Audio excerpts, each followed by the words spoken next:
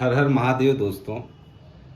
आज की वीडियो में हम कुछ माइनर लाइंस के बारे में बात करेंगे।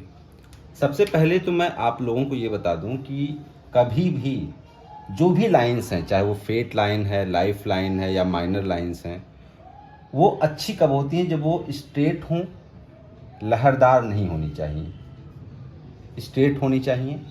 अगर वो कर्व भी लेती हैं तो भी, जैसे फॉर एग्जांपल कभी कभी स्ट्रेट नहीं होके हो सकता है वो कर्व, जैसे अभी लाइफ लाइन की बात करूं तो कर्व लेकर रहती है। अगर मैं हेड लाइन की, मस्तिष्क रेखा की बात करूं तो वो भी कर्व रहता है कभी कभी, लेकिन वो कर्व भी अच्छा होना चाहिए, ऐसा ना कि ऐसा ऐसा या ऐसा फिर जाके ऐसा कट रहा है, ऐसा है ना। तो ये गौर करने की बात है। आप लोग जो है लाइंस कभी भी देखिए, ज़्यादा मोटी ना हो, लहरदार ना हो, कटी फिटी ना हो, स्ट्रेट हो और हल्की सी गहरी और साफ दिखती हो। बहुत ज़्यादा गहरी भी नहीं होनी चाहिए। तो मैं आज की वीडियो में कुछ ऐसे माइनर लाइन के बारे में बताऊंगा जो कि हमारे जीवन में अपना एक महत्व रखता है। जैसे यहाँ पर आप देखेंगे तो जो बुद्ध पर्वत है, माउंट ऑफ मरकरी, यहाँ से लाइंस जो निकलती है ये हम मैरिज लाइन कहते हैं। मैरिज लाइन अब जितना ये हृदय रेखा से नज़दीक से निकलेगी उतने जल्दी बताता है कि उस जातक की शादी उतनी जल्दी होगी। अगर ये थोड़ा सा ऊपर से तो थोड़ा और लेट, और ऊपर से तो और लेट। कई बार इसमें एक डाउट भी होता है कि अगर किसी के पास में 3-4 लाइन है तो क्या उस जातक की शादी 2-3 बार होगी या 4 शादियां होंगी? ऐसा नहीं है, ज़रूरी नहीं है। हो सकता है और भी कॉम्बिनेशन देखने पड़ेंगे कि उसकी 2-3 शादियां होंगी कि नहीं होंगी, लेकिन ये भी दिखाता है रिलेशनशिप। जैसे आप लोग जानते हैं कि एक व्यक्ति होता है, उसके जीवन में कई बार अफेयर्स होते हैं या एक बहुत ही क्लोज रिलेशनशिप होता है, वो भी इस रेखा से देखा जा सकता है। अगर किसी ने किसी से प्यार किया, एक क्लोजनेस आई और उसके बाद शादी तक बात पहुंची लेकिन शादी नहीं हुई, तो वहाँ पे कोई न कोई एक रेखा शो करेगी एक रिलेशनशिप को। अब इसमें सबसे अच्छा होता है कि अगर कोई एक नॉर्मल विशुद्ध रेखा यहाँ पर हो, बहुत अच्छा माना जाएगा, क्योंकि अगर ऐसी रेखा है तो उसका जो वैवाहिक जीवन है बहुत ही अच्छा होता है। कभी ये यहाँ से ऐसा कर्व नहीं करनी चाहिए या यहाँ पर कट पिट का कोई निशान नहीं होना चाहिए, नहीं तो डिवोर्स दिखाता है।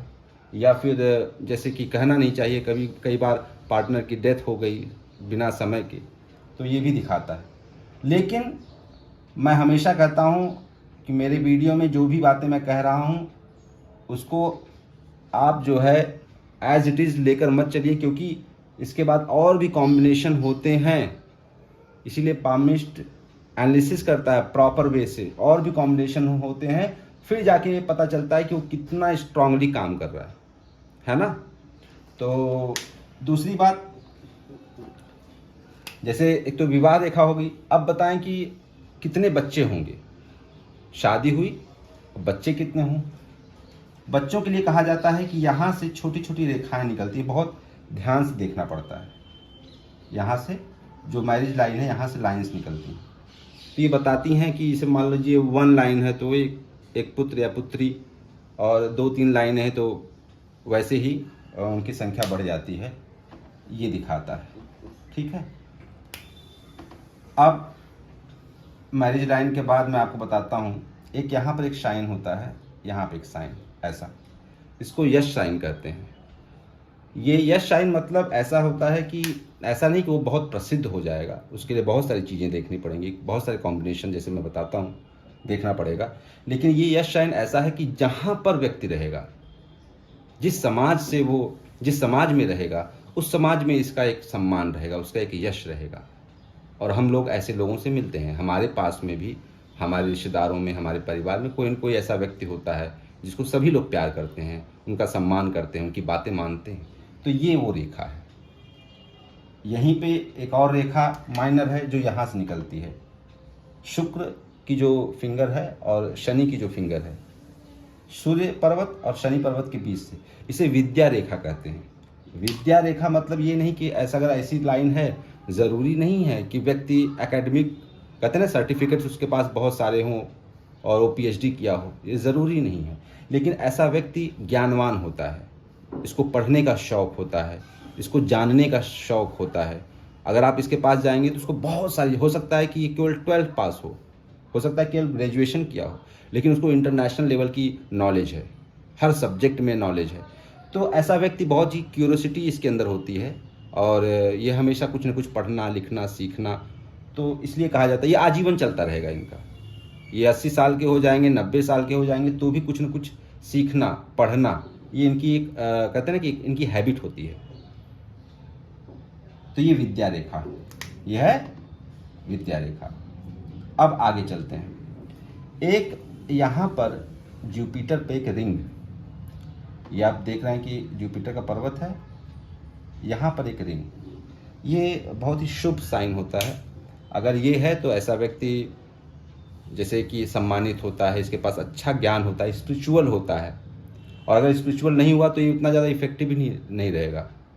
जब भी एक बात जान लीजिए, जब भी जुपिटर से रिलेटेड कोई चीज़ आपके पास में है स्ट्रॉन्ग, जैसे कि अगर आपकी कुंडली में अगर जुपिटर स्ट्रॉन्ग है ना, पॉजिटिव है, या आपकी हाथ की रेखाओं में अगर जुपिटर से कनेक्शन कोई बन रहा है, स्ट्रॉन्ग कनेक्शन बन रहा है, या जुपिटर का पर्वत अच्छा उभार लिए हुए है, इंडेक्स फिंगर आपकी स्ट्रॉन्ग है, यहाँ पर वलय है, या यहाँ पर एक प्रोग्रेस लाइन है, ऐसे व्यक्ति को धार्मिक होना चाहिए, स्पिरिचुअल।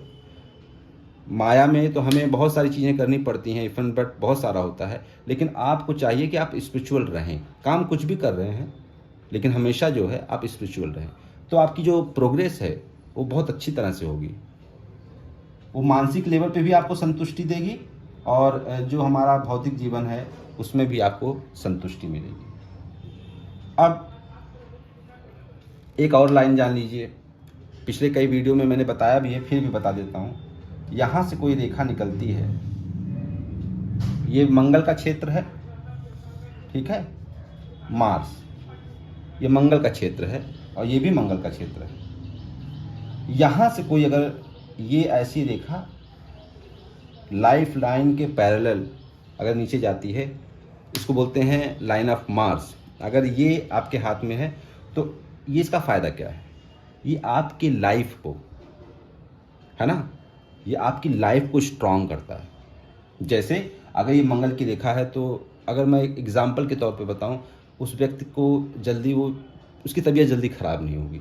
अगर वो उसका तबीयत ख़राब भी हो जाता है, अगर उसको कुछ प्रॉब्लम भी आती है हेल्थ को लेकर, तो जल्दी से ठीक हो जाएगा। दूसरी बात, ये अंदर से आत्मबल इनका बहुत स्ट्रांग होता है, बहुत ही कहते हैं ना कि अंदर से बहुत ही पक्के लोग होते हैं। तो और दूसरी बात कि ऐसे लोगों को हमेशा कुछ न कुछ सपोर्ट भी मिल जाता है। जब भी ये डाउनफॉल इनका होगा, कोई न कोई ऐसा सपोर्ट आ जाएगा, कहते हैं ना कि गॉड गिफ्ट, या कहते हैं ना कि कई बार होता है कि हम बहुत ज़्यादा प्रॉब्लम में रहते हैं और सडनली कोई हेल्प आ जाती है, हम कहते हैं भगवान ने, समझ लीजिए भगवान, आप जो है भगवान का रूप लेकर आए हैं, किसी को हम कह देते हैं। तो किसी न किसी माध्यम से, किसी व्यक्ति के माध्यम से, समय के माध्यम से, सिचुएशन के माध्यम से उस व्यक्ति को सहायता मिलती रहती है। ये है मंगल की रेखा, ठीक है। अब यहाँ पर अगर लाइंस हैं, ठीक है, ये है चंद्र का पर्वत, चंद्र पर्वत, यहाँ पर जो लाइंस होती हैं ये ट्रैवल दिखाती हैं। ट्रैवल, नॉर्मल ट्रैवल भी हो सकता है, लंबा ट्रैवल भी हो सकता है, बिजनेस ट्रैवल भी हो सकता है। ये लाइंस आपको ट्रैवल दिखाती हैं। ये जितने ज़्यादा स्ट्रांग होंगी, अच्छी होंगी, उतनी ही अच्छी आपकी यात्रा होगी।